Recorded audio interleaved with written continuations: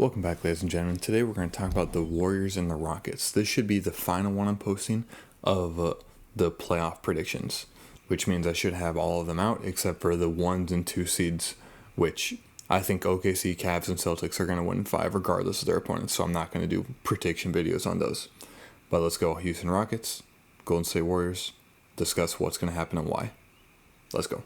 So the first thing that's going to happen is the Houston Rockets need to use their defense to create offense. They're extremely good at this, but having turnovers like this is unbelievably important because they have athletes coming downhill. Okay, Şengün's a good passer, but you have athletes surrounding him that give you so many options. Dillon Brooks can spread out the floor with a little bit of shooting, but simply having these in transition, getting great looks like this is exactly what the Houston Rockets need if they're going to beat Golden State. And in their most recent game, they got a bunch of points in transition. And the reason I believe this is so crucial is because of what Quentin Post is doing right here. And so Post is essentially saying, we are going to help off of relative non-shooters from the Houston Rockets. So real quick, while we look at their stats, if we look at minutes played and three-point percentage, VanVleet, 34, Jalen Green, 35, Thompson, this is a huge issue right here, is 28. Dillon Brooks is shooting extremely well. Şengün doesn't shoot very much. And then you have 35% across the board.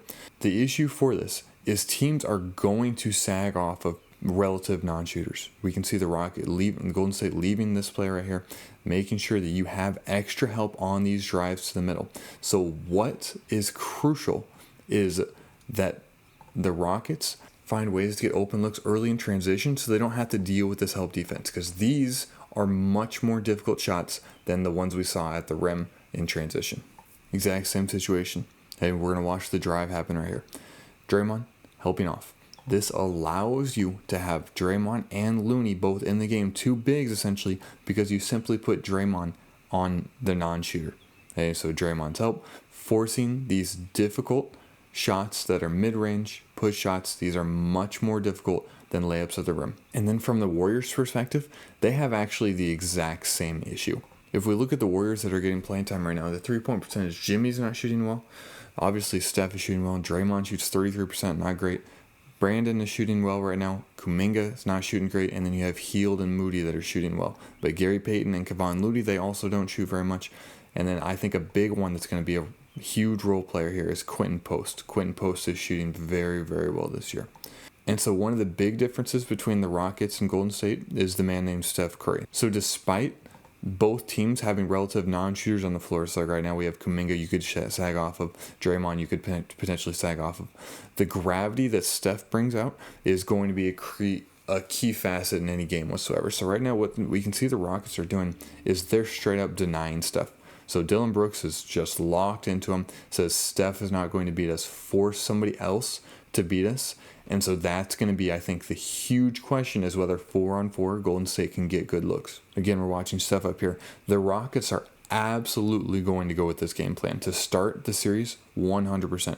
They are going to say Steph is not going to get open looks unless you craft something specifically to get him open looks. Now, the thing is, they played, 10 days ago, something like that. And Steve Kerr has now had this time to think about what they're going to do to try and use Steph to create those open looks. Whether that's using Steph in ball screens, using Steph to try and slip to the rim, whatever it is, Steve Kerr is going to have a game plan intentionally for that. However, this is what the Rockets want. The Rockets want one-on-one with a good defender, knowing you have help coming. Force Steph into a ball handler instead of the elite shooter that he is, and let that feed your transition on offense. Now, one extremely important caveat is their last game was physical, extremely physical, back and forth. There were a lot of emotions. Şengün, Draymond were getting into it. Draymond got a technical, I believe, got ejected. And I think this is going to be a major storyline in this game. And so which of them can keep cooler heads and still maintain the same elite level of physical play without letting it clog and make poor decisions? And so this one I think is extremely close despite being a 2-7.